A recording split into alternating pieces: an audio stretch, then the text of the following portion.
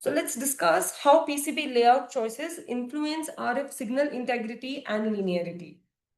To maintain signal integrity, it's critical to ensure consistent trace impedance because this minimizes signal reflections.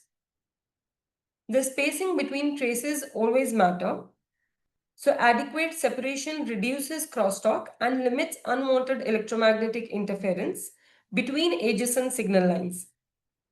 Decoupling capacitors also play a vital role. Placing them close to the RF components usually helps to filter out the power supply noise. A solid continuous ground plane is also essential. It lowers parasitic inductance and provides a stable low impedance return path for high frequency signals. Also, don't overlook thermal management. Appropriate heat dissipation techniques always help avoid temperature induced nonlinearities. Let's discuss selecting low loss laminates now. So materials with a dielectric constant less than 4 offer faster signal propagation.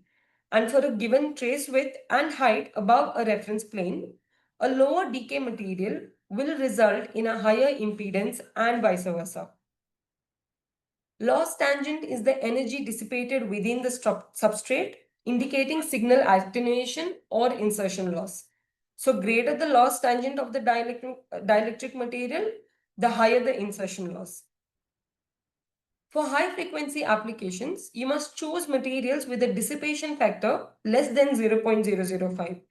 We suggest using tight weave or flattened weave substrates for boards operating above 10 GHz.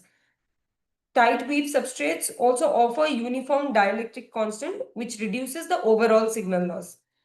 So here are some examples here. Rogers RO4350B, Taconic RF35, Megatron 6, and Isola Astra MT77.